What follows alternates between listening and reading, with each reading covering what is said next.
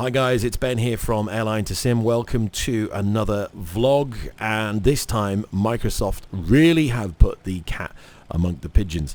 Now, I just want to let you know where we are, by the way. I just thought I'd fire up the sim. This is P3D V4 running the Flight Sim Labs A320.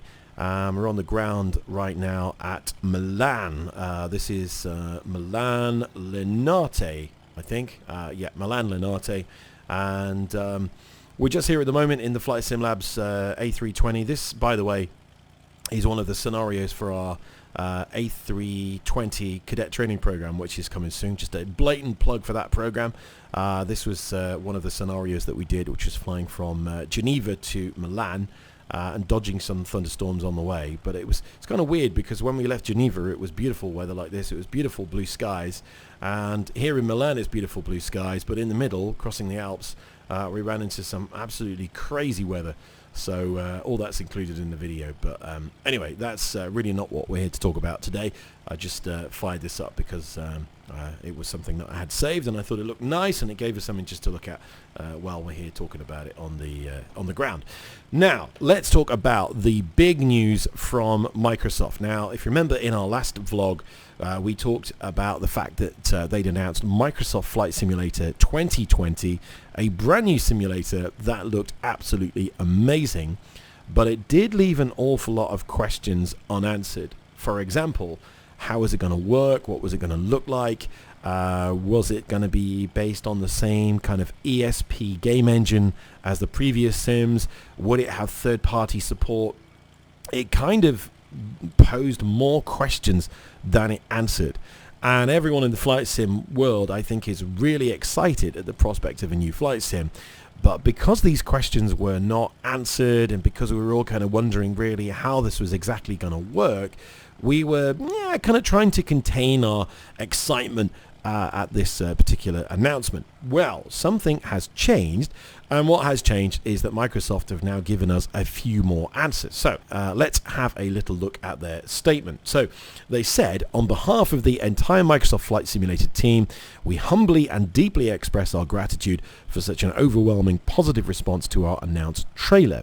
We recognize that without you, we don't get to make experiences like this that span more than 35 years and maintain such a passionate following. Thank you for being patient enough to weather the turbulence caused by some of our previous missteps. Thank you for being willing to look at the possibilities of the future while asking us to be accountable for the past. We hear you, we value you, we want to make the next generation of Microsoft Flight Simulator for you and with you. Now, let's go back and examine what they really mean by this. So I think that they're saying that they're obviously very flattered by the response and the fact that we all seem very excited about this, and they're asking for a little bit of forgiveness for what has gone in the past. Now, I think by that what they probably mean is the attempt to reboot the Flight Simulator franchise with Microsoft Flight. Now, you may well not really even remember Microsoft Flight. It was a kind of arcade style game, and it didn't really have the ability to add on third-party content. Well, it kind of did, but none of it was very exciting. It was kind of weird little aeroplanes, and it was restricted to Hawaii, and it was kind of mission-based. It wasn't really the kind of sim that we wanted. There was no ATC, you couldn't fly jets, I think the weather was static.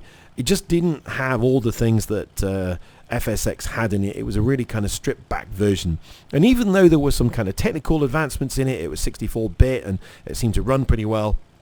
It really was a big step back in terms of what we had. We went from a fully fledged flight simulator that had everything in it to pretty much an arcade game, and that really wasn't what simmers wanted. And also the other issue is that they restricted the add-on content to the stuff that you could buy through Microsoft only. And all the big developers, PMDG, people like that, they really didn't want to start giving away vast amounts of their profits to Microsoft just for the benefit of being in their game. And of course it failed and it got canned, and you know the rest. Then, of course, Dovetail came along and they had another go at pretty much the same model. So the idea being that they bought the rights to FSX and they wanted to charge people access to sell the content.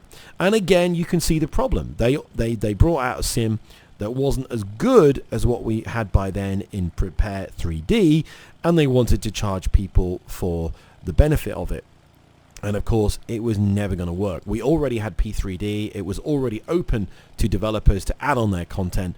Why would you then go off and have another sim that then you have to buy content through Dovetail for? It was doomed from the very beginning. We all knew it. We all saw the writing on the wall, and they kind of flogged that dead horse for whatever it was, a year or longer. And of course, eventually it died, and that was the end of Flight Sim World. So you would think that having had 2 attempts at the same model of trying to restrict access to the sim to the developer only, you would hope that they've learned their lesson. And it seems from what Microsoft is saying by this, make us accountable, or, we will be accountable to the past. It seems that Microsoft have finally learned that the way to have a really healthy flight simulator community is to actually open it up to third-party software. And this is the big thing. So they go on to say, we're making Microsoft Flight Simulator. Emphasis on the word simulator. Brilliant. This means it's going to do everything that we want it to do. Yes, we are supporting third-party content development and community content creation. We're aware of the concerns in the current ecosystem and are working to address them. We genuinely want to work closely with the community in the development of the title. And accessibility is important. Whatever your abilities are, if you want to fly, we're going to do whatever we can to make it happen. Yoke and pedals, mouse and keyboard, no pilot should be left behind. Now this is music to my ears, because what this suggests is that Microsoft are open to the idea of Flight Sim Labs and PMDG and Fly Tampa and EasyDock and Chase Plane and Rex and Orbix and all the other goodies that we already have in the sim. They're open to the idea of all this coming to their brand new flight simulator. Now, so far so good. We're super happy, and it looks like we have a next-gen sim, and the one that we've been waiting for. The problem that I see, and I think now that we have a few more questions answered, here's the big thing. This simulator, Microsoft Flight Simulator 2020, is the biggest shakeup of the flight simulator world that we've ever had. Think about it. Go back. We had Flight Simulator 2004. Then we had FSX. FSX was quite a big leap from 2004. But as we know, it wasn't very well optimized. It didn't run on even the fastest computers when it came out 13 years ago. And since then, development kind of stopped. Microsoft walked away from the sim. Lockheed Martin picked it up with Prepared 3D, and obviously they've changed and kind of enhanced the sim. And now we are where we are with Prepare 3D. And obviously you see what we see now in Prepared 3D version 4. We have shadows and we have PBR, we have nice lighting. And obviously the game engine runs a little bit better. It's been optimized to work a bit more with powerful GPUs. But the basic game hasn't changed at all. In fact, P3D V4, out of the box on kind of low settings with the default scenery, really doesn't look that much different to FSX did back in 2006. So you can see that 13 years is an awful long time to run with the same game engine, the same thing. So we are desperate for a next gen sim, something that really moves the game along. And if you look at the trailer from Microsoft, it seems that we are now about to get it. We are going to have a sim that will use all the latest graphics cards. It will use all the latest enhancements. It will be able to display amazing satellite ground textures. It will be able to create 3D buildings stitched together from actual Bing Maps photos of the real thing. This is the sim that we have been dreaming about. But of course the difference is that it's going to break all the backwards compatibility with the aeroplanes and the scenery that we already have. So your beloved Flight Sim Labs A320, which is right here in front of us in the Eurojet colors, which is the fictional livery of our cadet training program, this isn't going to work in the new Microsoft Flight Simulator. And we're already seeing some of the developers are actually now beginning to pause and take a look and see how it's going to go. Flight Sim Labs are a good example. Now, they, remember, have the Concorde. And the Concorde does not work in P3D v4. It's a 32-bit add-on. It does not work in the 64-bit environment. Now, Flight Sim Labs have announced a pause on that particular development. And the reason they've announced that pause is because I think they don't want to pour money and time and resources into making an aircraft work in 64-bit in P3D v4, or v5 as it probably will be by then, only to realize that the community has, in a huge stampede, rushed back to Microsoft to use their next-gen sim. So they're kind of sitting and waiting. And we also heard, for example, Orbix is another one who said, we're not involved in this new sim, they didn't talk to us, and this doesn't change anything. We are just going to carry on, doesn't change our roadmap at all. Now, I love Orbix, I think their stuff is great, but I think that statement, we may well see a bit of a change in position from, say, Orbix over the coming weeks and the coming months, because I think they realize that their business model may have to change because of this new sim, because this is the sim that we're waiting for. And if this is open to third-party development now, and PMDG will want to be part of this, Flight Sim Labs will want to be part of this, Majestic and Aerosoft, we already think Aerosoft are involved anyway. So all the big developers will want to get a part of this, because it looks like this new sim is going to be what we were waiting for. It's going to have all those modern developments that we've been dreaming of for so long.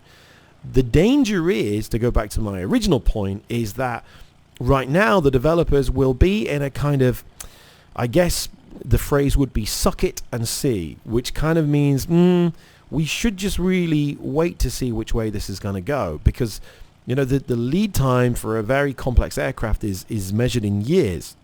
It isn't months, and we know that this sim is going to be along, if not by the end of this year, early next year. And I don't know, I think a lot of people also might think, you know what, I don't really want to buy any more add-ons for the sim now, because I might not even be using Lockheed Martin Prepare 3D by next year, because I might have this new sim.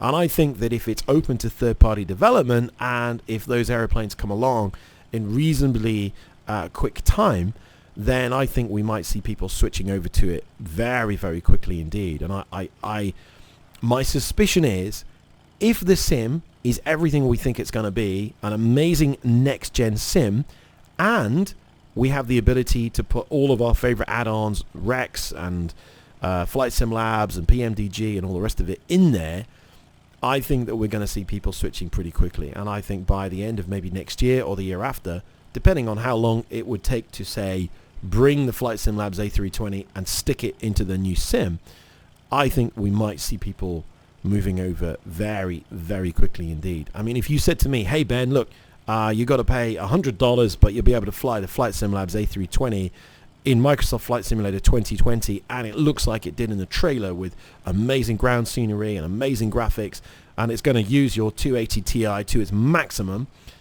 Oh my God, I would pay $100 in a heartbeat to be able to do that, and I think most people would feel the same. So that's kind of where we are. That's the update. We know that the new sim is open to third-party development. We know that Microsoft want to engage with the community. We need to see some more detail about how exactly that's going to work. Are Microsoft going to be happy to have people paying other developers for content that is used in their sim? It's not still completely clear whether Microsoft is happy to not have a slice of that action. Because remember, Microsoft make the base sim, other people make the content. Flight Sim Labs make the A320, they sell it and they keep all the money. That does not go to the people that make the base sim. I make a training program for the A320 and I charge you for that and the money comes to me. I don't share that with Microsoft or Lockheed Martin or anybody else. I keep that money for me, and that's the way it works. Fly Tampa make Amsterdam for Prepare 3D, or this one, which I think is Jetstream. They make this beautiful scenery, and they don't send the money to Lockheed Martin. So, you know, they make this beautiful scenery. Look at it. My God, it's gorgeous. And they don't give any of the money for this to Lockheed Martin. They keep it all themselves because that covers their development costs. So is it going to be the case that Microsoft are happy for people to make add-ons like this and keep all the money for themselves using their new sim? That remains to be seen, and I just have a sneaking suspicion that they might not be completely happy to do that yet. But we don't know. It's too early to tell, and these are answers that we don't have just yet. So I think really the bottom line on this, in the summary, is that I'm really excited that we have a sim which is open to third-party development, and I'm really excited that we could now very, very likely see our favorite aeroplanes, the PMDG 777 and the Jumbo and the Majestic Q400 and the Flight Sim Labs A320. We could well be able to see these in the brand new Microsoft Flight Simulator 2020 with all of the goodies and all of the enhancements that we've been waiting for so long. But A, how long is that going to take? B, how's that going to work from an infrastructure point of view? Are the developers themselves going to have to maybe pay some rights to Microsoft to do that?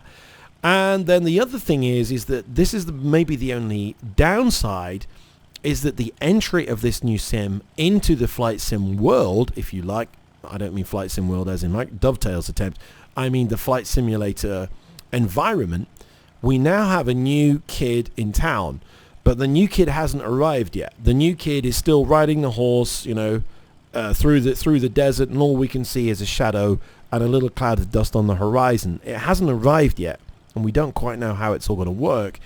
And this has put a bit of a big question mark over the current sims. So if you were a developer and you were going to develop some amazing scenery for prepared version 4, you may well just want to drag your heels and just go slow until you know exactly how things are going to work. So that's where we are. That is my take on it. I think there is an opportunity to be optimistic and hopeful that this is exactly what we're waiting for, and we're going to get our favorite add-ons in an amazing next-gen sim. But there are still some questions to be answered, and we have to bear in mind that this has just maybe cast a little shadow over the development of the sim that we already have and love. So grounds for optimism, but also there's a little question mark there as well that we need to bear in mind. Just my take. I'm interested to know what you think. Stick some comments below on the video, and I'll talk to you soon. This is Ben from Airline to Sim. Thank you for watching.